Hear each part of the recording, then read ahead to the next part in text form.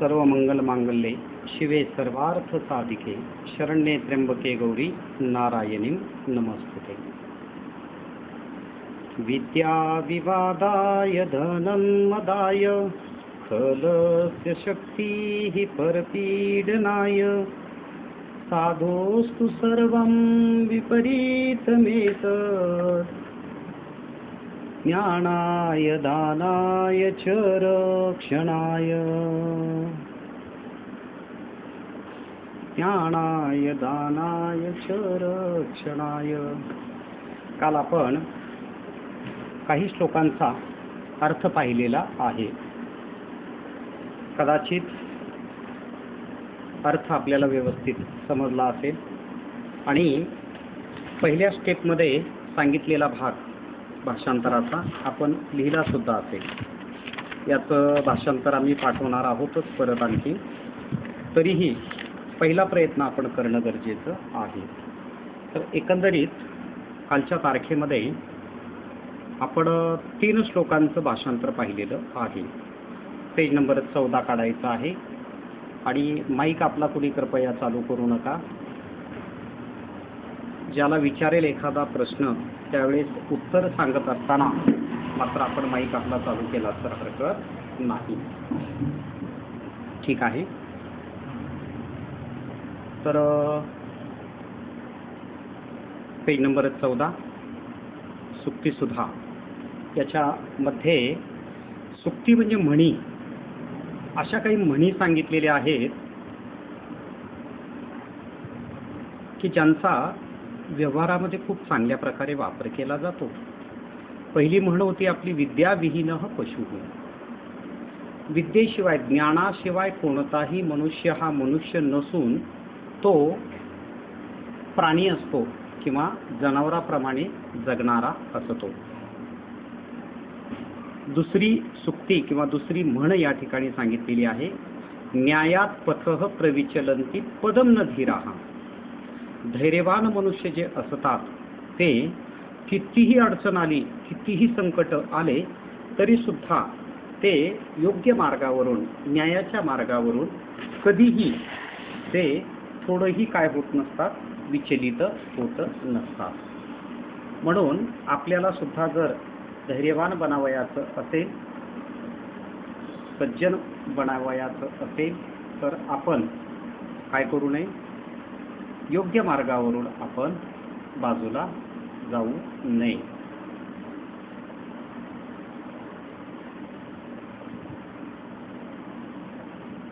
न्यायाचा मार्ग आपल्याला मरण जरी पत्करावं लागलं तरी हरकत नाही, आपण न्यायाचा मार्ग सोडू नये असं सांगितलेलं आहे।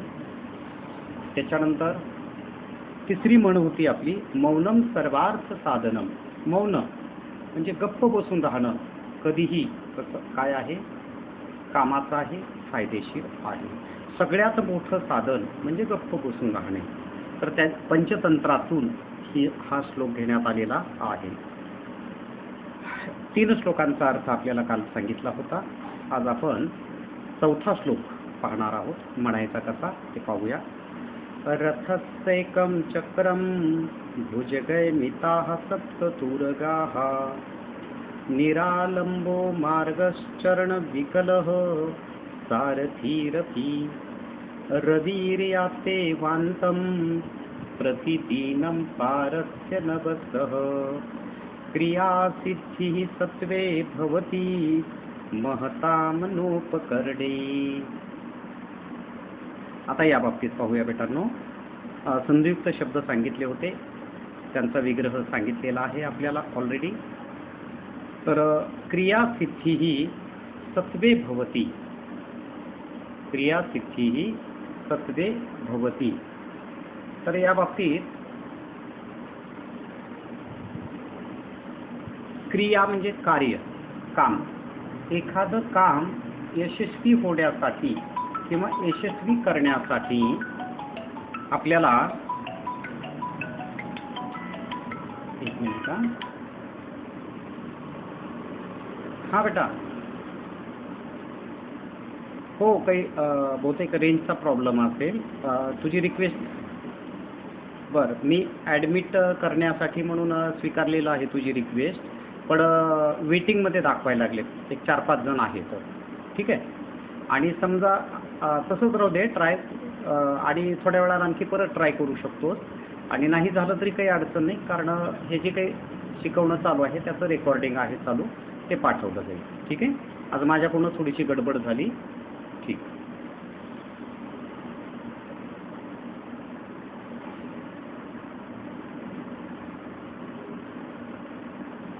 हां, तर जे महताम म्हणजे मोठे माणसं असतात, अद्यापर्यंत यशस्वी झालेले आपल्या कार्यामध्ये, तर ते न उपकरण म्हणजे साधनाला महत्त्व देत नाहीत.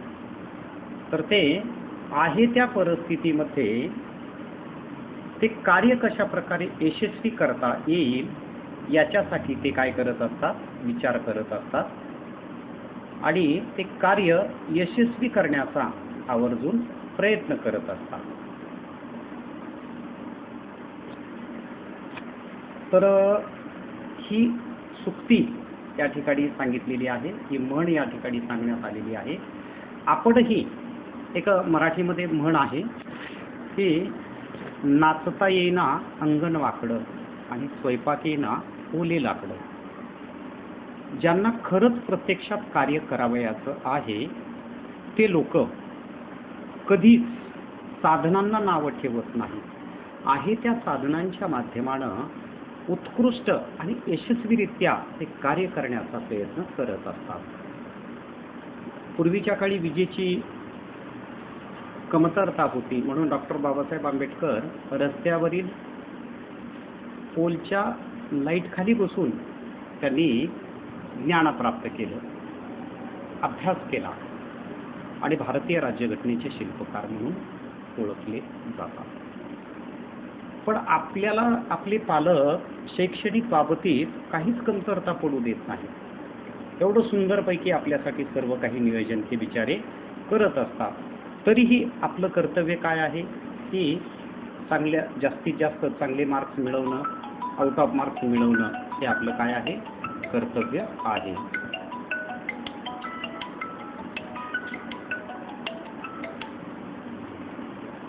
हो, फोन मध्येच आल्यामुळं अडचण होत आहे. बरेचसे विद्यार्थी परत जॉईन झाले नाहीत आणखी, कारण ते कदाचित नेटवर्कचा प्रॉब्लेम असेल. आणि यांनी रिक्वेस्ट पण भरपूर टाकलेल्या आहेत. फक्त एक वेळेस रिक्वेस्ट पाठवणं आवश्यक आहे.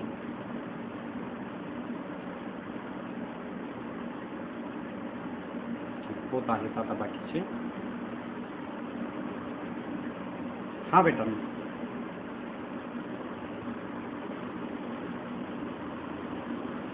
बरं. हो बेटा, तिचे 2-3 रिक्वेस्ट आलेल्या होत्या, त्या आता सगळ्याच ॲक्सेप्ट केल्यात. परत आणखी करतोय, कारण त्या दिवशी रिमूव्ह केल्यामुळं पुन्हा परत त्यांना जॉईन होताच आलं नाही. त्याच्यामुळं आज मी काही त्यांच्या रिक्वेस्ट रिमूव्ह करत नाही आहे. हां, प्राप्ती भोसले तर भरपूर पाठवायला लागली रिक्वेस्ट.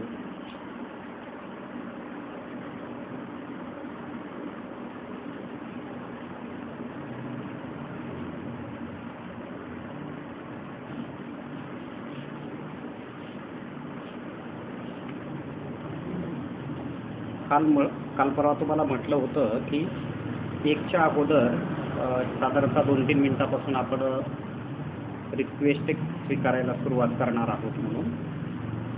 ठीक. Waiting room 14 people.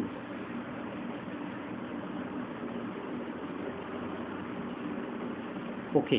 तर हा जो चौथा श्लोक आहे त्याच्यामध्ये अंतर्गत आलेल्या सुक्तीचा अर्थ सांगितला, पण सविस्तर स्पष्टीकरण काय आहे ते आपण पाहूया. पेज नंबर 15 अन्वय दिलेला आहे त्या श्लोकाचा, आणि कोणत्याही श्लोकाचा मराठी अर्थानुसार संस्कृत शब्दांची केलेली जी मांडणी असते त्याला अन्वयार्थ असं म्हटलं जातं.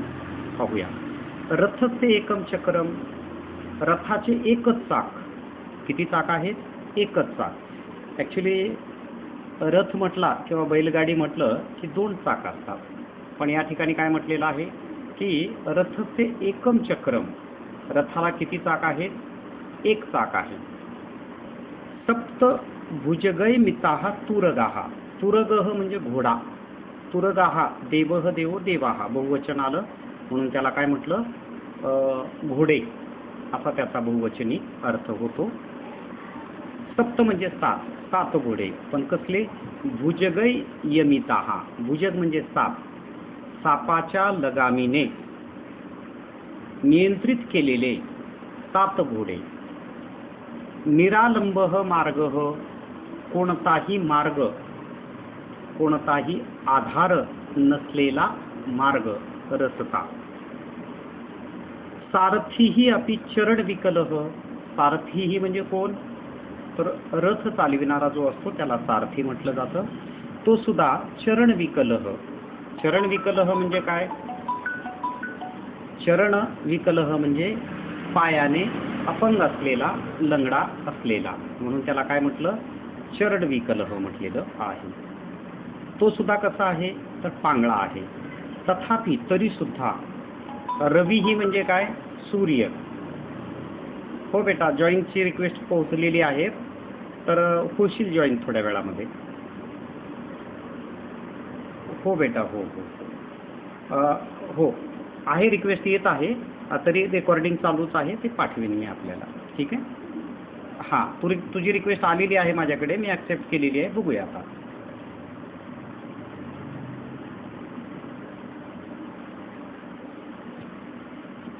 ओके. रवी ही म्हणजे सूर्य, रवी ही म्हणजे काय? सूर्य. प्रतिदिनम अपारस्य नभसः, प्रतिदिनम म्हणजे दररोज. तरीही सूर्य काय करतो? दररोज अपारस्य नभसः म्हणजे खूप पसरलेल्या, अफाट अथांग अशा पसरलेल्या आकाशाच्या, नभसः म्हणजे काय? आकाशाच्या, अंतम याती एव, शेवटच्या टोकापर्यंत जातो. म्हणजे सूर्य पूर्वेला उगवतो आणि पश्चिमेला मावळतो. हा जो अथांग असा पसरलेला आकाशाचा भाग आहे, त्याच्या एका टोकापासून दुसऱ्या टोकापर्यंत सूर्य काय होत असतो? पोहोचत असतो. मग आता हे सगळं काही स्पष्टीकरण कोणाचं आहे? तर सूर्याच्या संदर्भात आहे. तर सूर्याचं एकच चाक आहे, म्हणजे सूर्याकडे बघितल्याच्या नंतर रथाचं जे चाक आहे, सूर्य म्हणजेच एक चाक असं सांगितलेलं आहे. 7 घोडे, तर सप्तरंगी, इंद्रधनुष्य म्हणतो आपण त्याला. तर सूर्याचे जे किरण आहेत, तर ते सरासरी सप्तकिरण म्हणून ओळखले जातात, जे की पाऊस पडल्याच्या नंतर आकाशामध्ये आपण ते काय करू शकतो? पाहू शकतो. तर त्याला 7 घोडे म्हटलेले आहेत आणि लगामानी खेचलेले, सापाच्या लगामानी खेचलेले असं म्हणून नियंत्रित केलेले सांगितलेलं आहे. आणि सूर्य जो आहे, जो रथाचा चाक म्हणून ओळखला जातोय, तो त्याला काही आधार आहे का? काही टेकण आहे का? काही सुद्धा नाही, म्हणून त्याला निरालंबः मार्गः म्हटलेला आहे. आणि सूर्याच्या रथाचा सारथी जो आहे तो सुद्धा पांगळा आहे. रथ चालविणारा, सूर्य चालविणारा अरुण, अरुण देवता, सूर्याचं एक नाव आहे अरुण, तर तो अरुण देवता कसा आहे? पांगळा आहे. तरी सुद्धा सूर्य दररोज ते आकाशाच्या एका टोकापासून दुसऱ्या टोकापर्यंत काय करत असतो? आपला प्रवास करत असतो. महतां क्रिया सिद्धी ही सत्वे भवती, मोठ्या लोकांची कार्य यशस्विता ही त्यांच्या कार्यावर अवलंबून असते. न उपकरणे भवती, काय नाही? उपकरणावर किंवा साधनावर अवलंबून नाही, अशा प्रकारे म्हटलेलं आहे. सरळ अर्थ याचा असा होतो. अन्वय अर्थावर बोट ठेवायचे सर्वांनी. सूर्याच्या रथाचे एकच चाक, 7 घोडे सापाच्या लगामांनी खेचलेले, कोणताही आधार नसलेला मार्ग किंवा रस्ता. रथ चालविणारा सारथी हा सुद्धा पांगळा. तरीही सूर्य दररोज आकाशाच्या एका टोकापासून दुसऱ्या शेवटच्या टोकापर्यंत जातोच. याती म्हणजे जातो. मोठ्या लोकांची कार्य यशस्वीता ही कामावर अवलंबून असते, कार्यावर अवलंबून असते, साधनावर अवलंबून नसते. आता आपण संस्कृत विषयामध्ये आउट ऑफ मार्क्स मिळवू इच्छिता. आपल्याजवळ आउट ऑफ मार्क्स मिळविण्यासाठीचे साधनं काय काय आहेत? पुस्तक आहे, वही आहे, हे आपल्यापाशी उपलब्ध आहे. पुढचं साधन आहे शाळा. त्याच्यानंतर त्याच्या पुढचं साधन आहे ते म्हणजे विशेष वर्ग म्हणजे ट्युशन क्लास आहे. आणि त्याच्यानंतर आपणही थोडीफार धडपड करणं गरजेचं आहे. तर आपण हे उपलब्ध नाही किंवा मला ट्युशनच नाही, मी फीसच भरू शकत नाही, मग ही आपण आपल्या साधनांची कमतरता दाखवत आहोत. ठीक आहे, बरेचसे विद्यार्थी ट्युशन क्लास न लावता सुद्धा आउट ऑफ मार्क्स मिळवतात, पण त्यांची गॅरंटी कमी असते. ज्यांची ट्युशन असते ते मिळवतातच, मिळवलेच पाहिजेत, अशा पद्धतीचा आमचा अट्टाहास असतो. सर्वांसाठी सूचना अशी की जॉईन होत असताना जर आपल्याला थोडीशी अडचण होत असेल, ॲडमिट मी करून घेतल्यानंतर सुद्धा जर जॉईन व्हायला अडचण होत असेल तर गडबड करू नका. फोन वगैरे करण्याची आवश्यकता नाही, कारण आता सर्वांना जॉईन कसं व्हायचं ते कळालेलं आहे. नेटवर्क प्रॉब्लेममुळं कदाचित वेळ लागत असेल. आता जे काही 2-4 विद्यार्थी राहिले होते ते सर्व बहुतेक जॉईन झालेले आहेत. ठीक. त्याच्यानंतर आता 5 क्रमांकाचा श्लोक म्हणायचा कसा हे सांगतोय आपल्याला. अनुष्टुप छंदामधला हा श्लोक आहे. अल्पानामपि वस्तूनां सहतीः कार्यसाधिका तृणैर्गुणत्वमापन्नैर्बध्यन्ते मत्तदन्तिनः. हितोपदेशात, जे शेवटचं त हलंत आलेलं आहे ना, ग्रंथाचं नाव आहे हितोपदेश, मग जे शेवटी त आलेला आहे ना त्याचा अर्थ होतो हितोपदेशातून हा श्लोक घेण्यात आलेला आहे. कालच्या तारखेमध्ये बेटांनो जी आपण शनिवारी प्रश्नपत्रिका पाठवली होती त्यातील स्पष्टीकरण आम्ही सोमवारी दिलेलं आहे. अनेक विद्यार्थ्यांच्या ज्या काही छोट्या छोट्या चुका झालेल्या आहेत त्या समजावून सांगितलेल्या आहेत, बाकीच्यांनी करेक्शन केलं असेल. आणि त्यातल्या त्यात कालच्या तारखेमध्ये आम्ही त्या प्रश्नपत्रिकेवरच उत्तरं लिहून एक उत्तरपत्रिका ग्रुपवर सेंड केलेली आहे. आणि मी जी पाठवलेली उत्तरपत्रिका आहे त्यातील सर्व उत्तरं बरोबर आहेत. ते उत्तरं आणि तुम्ही लिहिलेली उत्तरं याची थोडंसं टॅली करायची आहे. आणि जिथं चुकलेलं आहे तिथं तुम्ही स्वतःच गोल करा. आणि एका चुकीला अर्धा मार्क कमी असं हे टार्गेट आपण थोडे दिवस ठेवूया. आणि त्याच्यानंतर पुढच्या काळामध्ये एका छोट्या चुकीला सुद्धा आपण 1 मार्क कमी करतो हे माहिती असावं. ठीक आहे, कारण आम्हाला अपेक्षित आहे जसं पुस्तकात आहे, उतार्यात आहे, प्रश्नपत्रिकेत आहे, तसंच तुमच्या उत्तरपत्रिकेत असणं गरजेचं आहे. बऱ्याच वेळा विद्यार्थी काय करतात, प्रश्नपत्रिकेचे प्रश्नसुद्धा नीट लिहित नाही. काल परवाचं एका मुलीनं श्वः असं क्वेश्चन पेपरमध्ये होतं, पण तिनं लिहिताना उत्तरपत्रिकेत श्व लिहिली, विसर्ग नाही दिली. मग आता ही चूक समजायची का? पण एक लक्षात ठेवा, सुज्ञ विद्यार्थी जे असतात ना तर ते प्रश्नपत्रिकेतले तरी प्रश्न कमीत कमी करेक्ट लिहितात. तसं काही गडबडीत होते चुका, तर होऊ नयेत त्याच्यासाठी आमचं सांगणं आहे आपल्याला. आणि उत्तर एखाद्या वेळी चुकले तर हरकत नाही, समजून घेऊत आम्ही. पण प्रश्नपत्रिकेतले प्रश्नामध्ये जर चुका जर झाल्या तर मग थोडंसं जास्त विचार करणं गरजेचं वाटतं. ओके, तर हा 5व्या श्लोकाच्या संदर्भात सहती ही कार्याचा अधिकार. कोणत्याही कामामध्ये यशस्वीता मिळवायची असेल तर सहती ही म्हणजे एकजूट खूप महत्त्वाची आहे. एकीचे बळ मिळते फळ. कबड्डीची स्पर्धा असेल डिव्हिजन ए आणि डिव्हिजन बी च्या संदर्भामध्ये, तर हे जे या 2 वर्गातील जे खेळाडू आहेत त्यांच्यामध्ये एकजूट असणं गरजेचे आहे आपापल्या खेळाडूंसोबत. ही एकजूट आपण टिकवून ठेवली तरच आपणाला यशस्वीता मिळू शकते. म्हणून म्हटलेलं आहे की सहती ही कार्यसाधिका.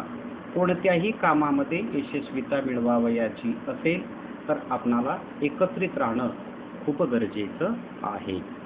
पाहूया कसं. अल्पानाम वस्तूनाम. अल्प म्हणजे खूप कमी महत्वाच्या वस्तूंचा सहतीही समूह एकजूट कार्यसाधिका विद्यते. कामामध्ये यशस्वीता मिळवून देते. कशा प्रकारे? यथा जशा प्रकारे गुणत्वमापन्नैः तृणैः मत्तदन्तिनः गजाः बध्यन्ते. गजः म्हणजे हत्ती आणि मत्तदन्तिनः म्हणजे माजलेला हत्ती, पिसाळलेला हत्ती सुद्धा. तृण म्हणजे गवत. गवताच्या काडीला काही किंमत आहे का हो? बिलकुल नाही.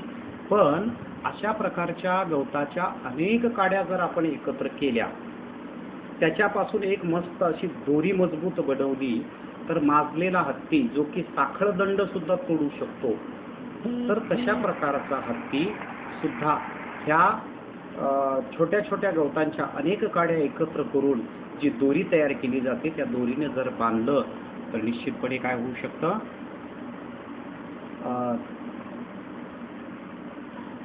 तो माजलेला हत्ती सुद्धा त्या ठिकाणी बांधला जाऊ शकतो.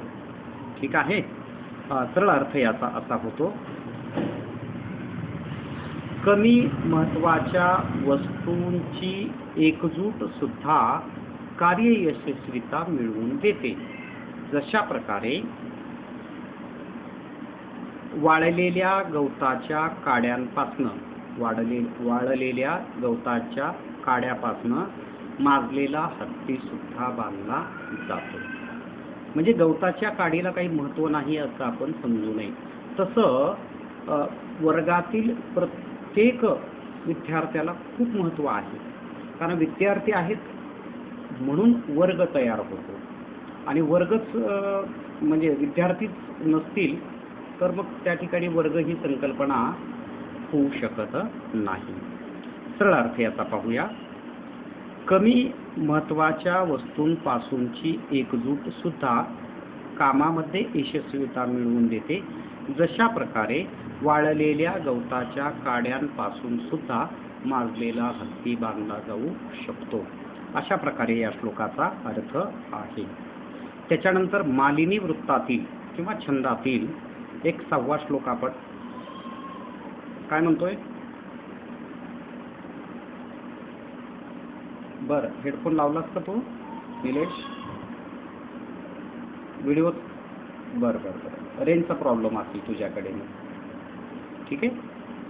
पुढे श्लोक क्रमांक 6 च्या संदर्भात पाहूया आपण.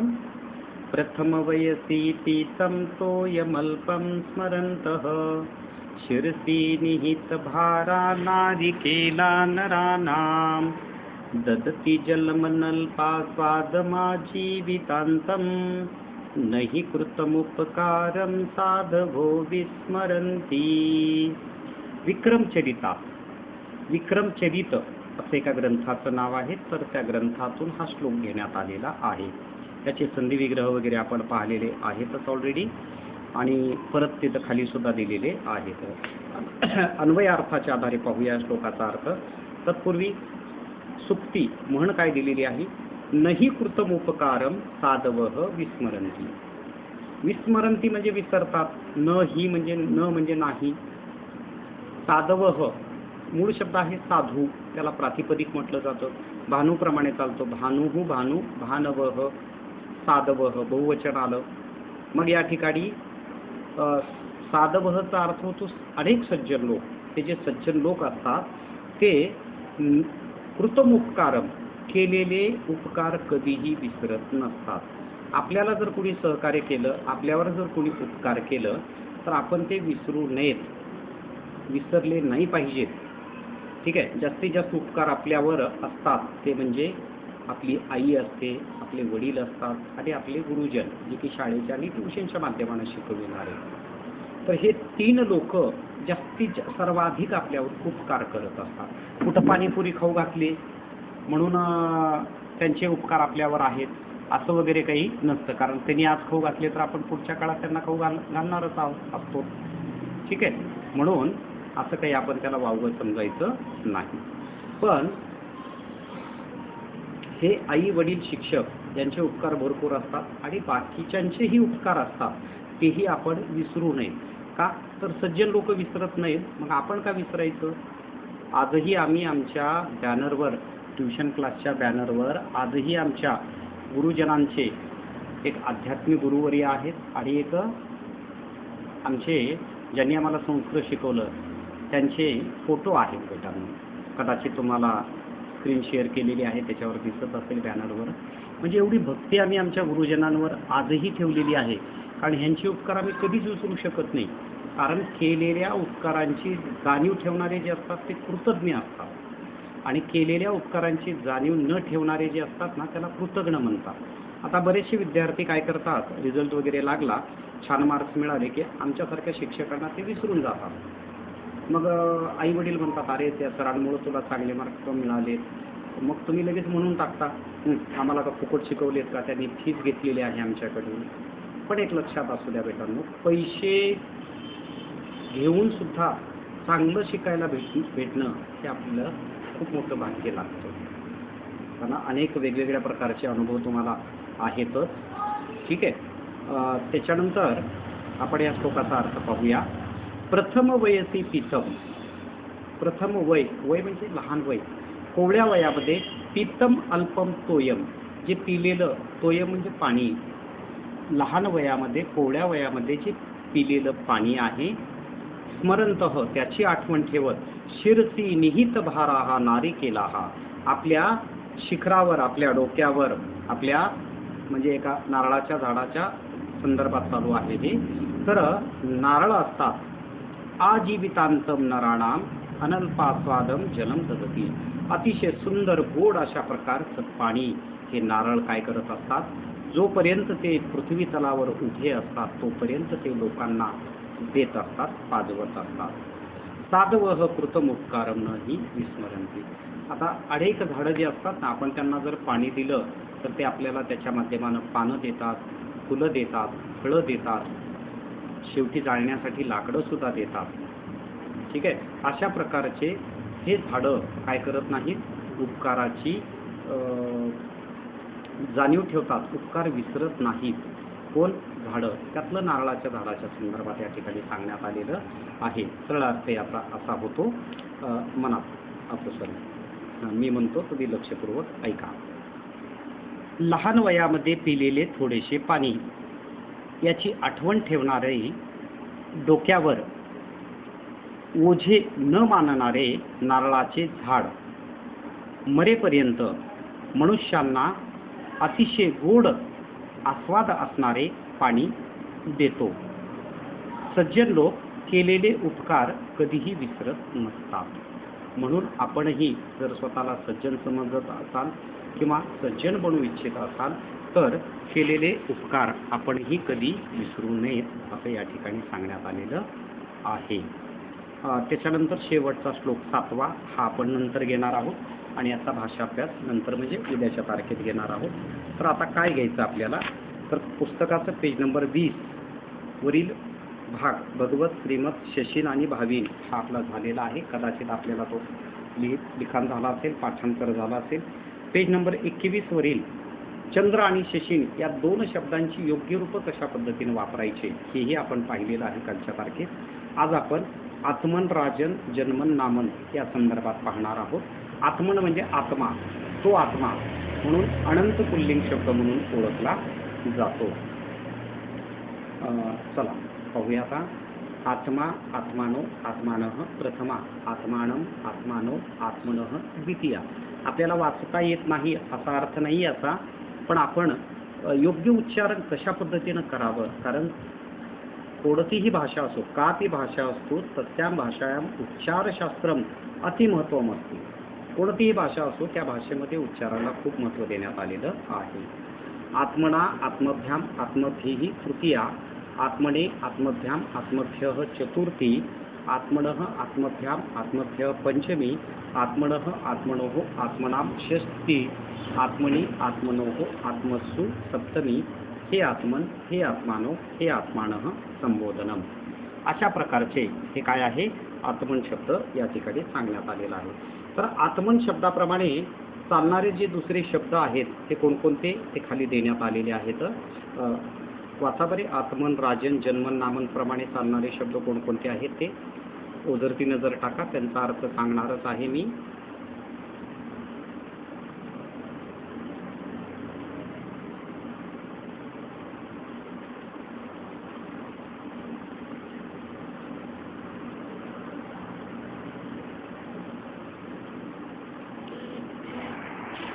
ओके, झाले असतील वाचून.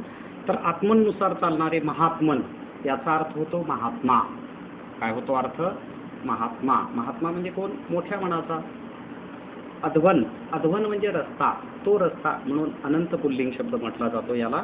यजवन, यजवन म्हणजे यज्ञ करणारा, होम हवन करणारा. आम्ही परवाला या कोरोनाच्या निमित्तानं एक हे जागतिक संकट आलेलं आहे ते कुठंतरी कमी व्हावं याच्यासाठी आणि घरामध्ये सुख शांती समृद्धी राहावी याच्यासाठी आम्ही होम हवन यज्ञ केला.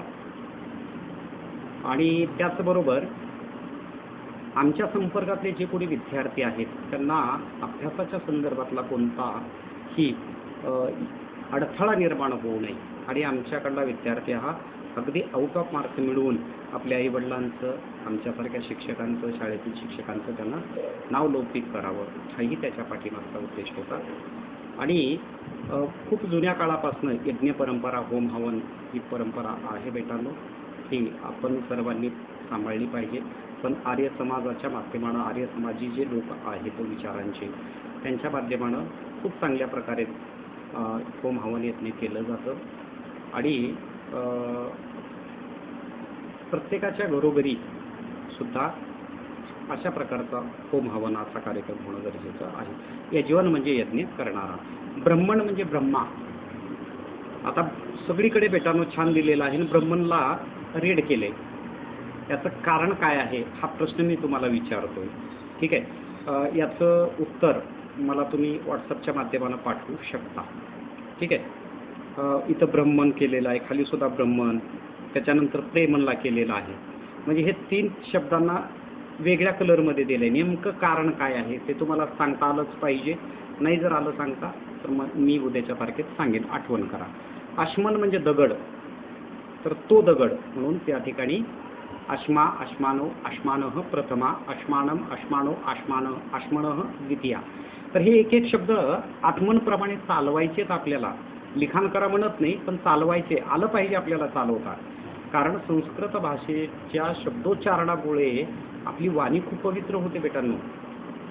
ज्या विद्यार्थ्यांना संस्कृतचं खूप चांगलं ज्ञान आहे ते खूप सुंदरपैकी वक्तृत्व करू शकतात, बोलत असतात. ठीक आहे, असो. आणि आता बॅच जर संपली आपली थोड्या वेळामध्ये, तर उद्याच्या तारखेमध्ये आपण परत 1 वाजता भेटणार आहोत. ठीक आहे. त्याच्यानंतर पुढे आहे राजन शब्द. राजन अनंत पुल्लिंग शब्द आहे. राजा, राजानो, राजानः प्रथमा, राजानम, राजानो, राज्ञः द्वितीया, राज्ञा राजभ्यां राजभिः तृतीया, राज्ञे राजभ्यां राजभ्यः चतुर्थी, राज्ञः राजभ्यां राजभ्यः पंचमी, राज्ञः राज्ञोः राज्ञां षष्ठी, राज्ञी राज्ञोः राजसु सप्तमी. हे राजन, हे राजानो, हे राजानः संबोधनम. अशा प्रकारे याचं उच्चारण आपल्याला करावयाचं आहे. सप्तमी एकवचनामध्ये राज्ञी आणि राजनी दिलेला आहे, त्याला वैकल्पिक रूप म्हटलं जातं. त्यांचाही वापर कुठं कुठे केला जातो. तसं राजामध्ये चांगले गुण आहेत, गुणाहा संती. गुणामध्ये राजामध्ये तय्यावर मध्ये प्रत्येक गुणाचे आहेत, तर सप्तमीचे. मग राजनचं सप्तमी एकवचन काय आहे? राज्ञी. एखाद्यानं जर सांगितला राजनी, दोन्ही उत्तर बरोबर आहेत. ठीक आहे. राजाने चांगल्या प्रकारे राज्य केले. राजाने, नेशी प्रत्येक गुणाचे तृतीयाचे, म्हणून राज्ञा. सम्यक कार्यम कृतम, राजाने चांगले कार्य केले. ठीक आहे, या अशा अर्थी आपण वापरू शकतो. पुढे आहे जन्मन. अनंत नपुंसकलिंग शब्द आहे. जन्म, जन्मनी, जन्मानी प्रथमा, जन्म, जन्मनी, जन्मानी द्वितीया. आता तृतीयपासून सप्तमीपर्यंत पुल्लिंगानुसार चालत असतो. ठीक आहे, तरी आपण लक्षपूर्वक याचं वाचन करू शकता. जन्मना जन्मभ्याम जन्मभि तृतीया, जन्मने जन्मभ्याम जन्मभ्य चतुर्थी, जन्मनः जन्मभ्याम जन्मभ्य पंचमी, जन्मनः जन्मनोः जन्मनाम षष्ठी जन्मनी जन्मनोः जन्मसु सप्तमी हे जन्म हे जन्मनी हे जन्मानी संबोधन. राजन आणि जन्मनप्रमाणे चालणारे शब्द दिलेले आहेत तिथं. ग्रावन म्हणजे दगड, मूर्धन म्हणजे डोके, महिमन म्हणजे मोठेपण, गरिमन म्हणजे सुद्धा मोठेपण, लघिमन म्हणजे लहानपण, सीमन म्हणजे सीमा बाउंड्री, प्रेमन म्हणजे प्रेम इत्यादी इत्यादी शब्द. जन्मनप्रमाणे चालणारे कर्मन, कर्मनचं कर्म,